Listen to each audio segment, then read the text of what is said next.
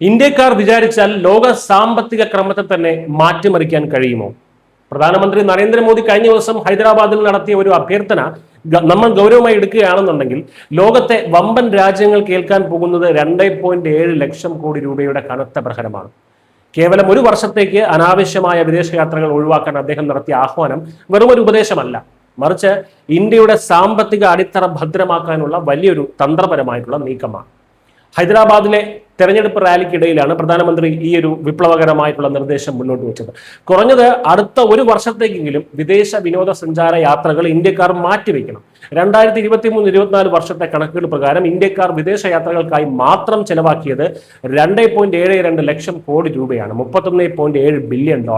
ഈ ഭീമമായിട്ടുള്ള തുക വിദേശത്തേക്ക് പോകുന്നതിന് പകരം രാജ്യത്തിനകത്ത് തന്നെ നിന്നാൽ അത് ലോക രാജ്യങ്ങളെ സംബന്ധിച്ചിടത്തോളം വലിയൊരു സാമ്പത്തിക നഷ്ടമായിരിക്കും. പ്രത്യേകിച്ചും ഇന്ത്യൻ സഞ്ചാരികളെ ഏറെ ആശ്രയിക്കുന്ന Thailand, UAE, America, Vietnam, Indonesia തുടങ്ങിയ രാജ്യങ്ങളുടെ ടൂറിസം മേഖലയ്ക്ക് ഇത് കനത്ത തിരിച്ചടിയാകുമെന്നുള്ള കാര്യം തീർച്ച. എന്തുകൊണ്ടാണ് പ്രധാനമന്ത്രി ഇത്തരമൊരു നിലപാട് സ്വീകരിച്ചത് എന്ന് ചോദിച്ചു കഴിഞ്ഞാൽ, നിലവിൽ പശ്ചിമേഷ്യയിൽ തുടരുന്ന യുദ്ധ സാഹചര്യവും ആഗോള വിപണിയിലെ അസ്ഥിരതയുമാണ് ഇതിന് പ്രധാന കാരണം. വിദേശ നാണയ ശേഖരം ചോർന്നു പോകാതെ സംരക്ഷിക്കുന്നത് വഴി ഇന്ത്യൻ രൂപയുടെ മൂല്യം ഇടിയാതെ നോക്കാൻ സാധിക്കും.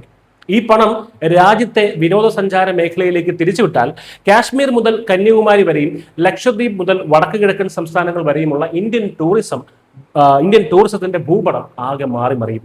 ഈ പണത്തിന്റെ പകുതിയെങ്കിലും ആഭ്യന്തര വിനോദസഞ്ചാരത്തിന് ഉപയോഗിച്ചാൽ 1.35 ലക്ഷം കോടി രൂപയുടെ നേരിട്ടുള്ള ലാഭമാണ് ഇന്ത്യൻ ഹോട്ടലുകൾക്കും വിമാന കമ്പനികൾക്കും പ്രാദേശിക കൈത്തറി വ്യവസായങ്ങൾക്കും ലഭിക്കുക. ഇതിനൊപ്പം മറ്റ് 5 കാര്യങ്ങൾ കൂടി പ്രധാനമന്ത്രി ജനങ്ങളോട് ആവശ്യപ്പെട്ടിട്ടുണ്ട്. ഇന്ധന ലാഭം, പെട്രോൾ ഡീസൽ ഉപയോഗം പരമാവധി കുറയ്ക്കുക, പൊതുഗതാഗതം, മെട്രോ സർവീസുകൾ ഉള്ളയിടത്ത് അത് മാത്രം ഉപയോഗിക്കുക, കാർ പൂളിംഗ്, വാഹനങ്ങൾ ഷെയർ ചെയ്ത് യാത്ര ചെയ്യുക, സ്വർണ്ണ ഇറക്കുമതി, അടുത്ത ഒരു വർഷത്തേക്ക് സ്വർണം വാങ്ങുന്നത് ഒഴിവാക്കി ഇറക്കുമതി ചെലവ് കുറയ്ക്കുക, സാമ്പത്തിക രാജ്യസ്നേഹം, അനാവശ്യ വിദേശ ചെലവുകൾ വെട്ടിക്കുറച്ച് രാജ്യത്തിന്റെ സമ്പദ് വ്യവസ്ഥയുടെ കരുത്തായി ഓരോ പൗരനും മാറുക. ലക്ഷക്കണക്കിന് ടാക്സി ഡ്രൈവർമാർക്കും ഗൈഡുകൾക്കും ചെറുകിട വ്യാപാരികൾക്കും പുത്തൻ തൊഴിലവസരങ്ങൾ സൃഷ്ടിക്കാൻ ഈ ഒരൊറ്റ തീരുമാനം കൊണ്ട് സാധിക്കും. ഇത് കേവലം വിനോദസഞ്ചാരത്തിലെ നിയന്ത്രണമല്ല, മറിച്ച് സാമ്പത്തിക രാജ്യസ്നേഹം എന്ന വലിയ ആശയമാണ്. ഇന്ത്യക്കാർ സ്വന്തം മണ്ണിൽ പണം ചെലവാക്കാൻ തീരുമാനിച്ചാൽ അത് ലോകത്തിന് വലിയൊരു പാഠവും ഇന്ത്യക്ക് ചരിത്രപരമായ ഒരു കുതിച്ചുചാട്ടവുമായിരിക്കും. നമ്മുടെ പ്രധാനമന്ത്രി മുന്നോട്ട് വെച്ച നിർദ്ദേശം നമുക്ക് ഒരു വർഷം ഒന്ന് പരീക്ഷിച്ച് നോക്കാവുന്നതാണ്. ലോകം ഊർജ്ജ സാമ്പത്തിക പ്രതിസന്ധികളിൽ പെട്ട് ഉടരുമ്പോൾ അദ്ദേഹം പറഞ്ഞ ഈ ചെറിയ വിട്ടുവീഴ്ചകൾ നമ്മൾ ചെയ്തു നോക്കിയിട്ട് അത് വിജയം കണ്ടില്ല എന്നുണ്ടെങ്കിൽ മാത്രം അദ്ദേഹത്തിനെ വിമർശിക്കുന്നതായിരിക്കും കൂടുതൽ ഉചിതം.